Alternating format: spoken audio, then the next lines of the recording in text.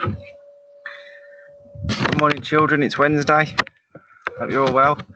Weather's been fantastic the last few days.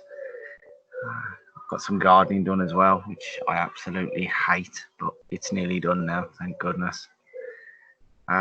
So straight on to today's lesson.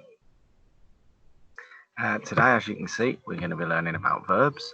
Just a quick recap on verbs.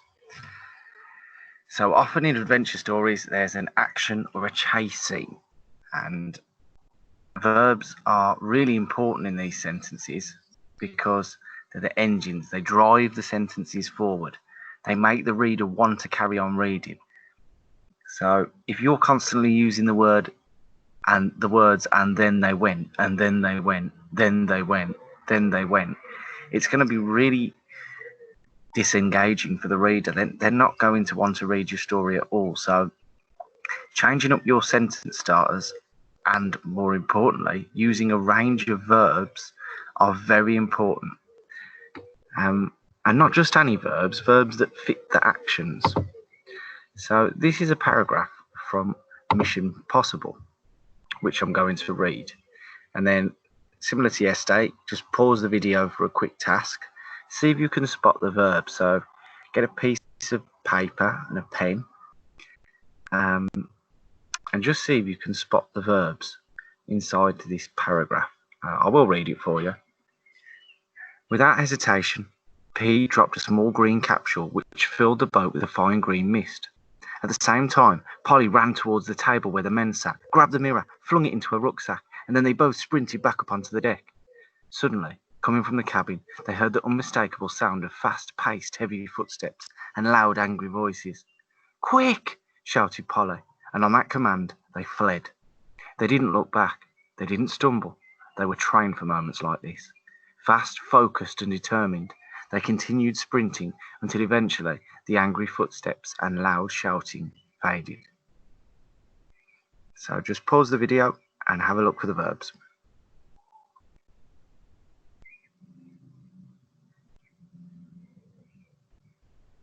Okay, hopefully you look for the verbs, and I'm just about to reveal them for you.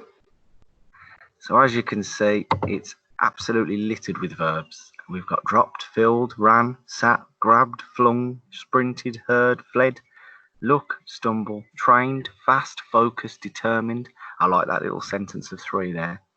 Sprinting and shouting faded. Okay, so there's lots of verbs used in this passage, and it creates excitement.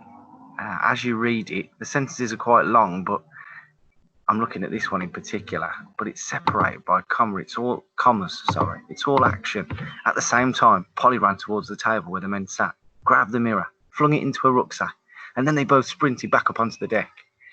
It's almost like, if you read it quicker, you can almost feel the panic as they're grabbing the mirror, Polly and Pete. So some fantastic verbs used in that.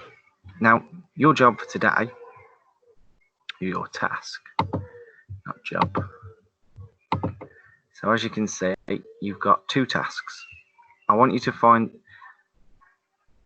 5 synonyms for each word. Now, why do this? Well, hopefully these synonyms you'll be able to use in your own spy story when we come to doing it. And then when you've done that, I want you to write a sentence for each word. Not for each word, sorry. Choose a run synonym and write a sentence about it. Choose a said synonym and write a sentence with it in. If you're using speech marks, which you should be, then punctuate it correctly, please. We're going to do some work on speech tomorrow. And then finally, look. Choose a look synonym that you found and write a sentence for that. So it's 3 sentences and 5 words for each synonym. If you don't have the thesaurus at home, remember a synonym is another word that means the same, then you can go on to thesaurus.com.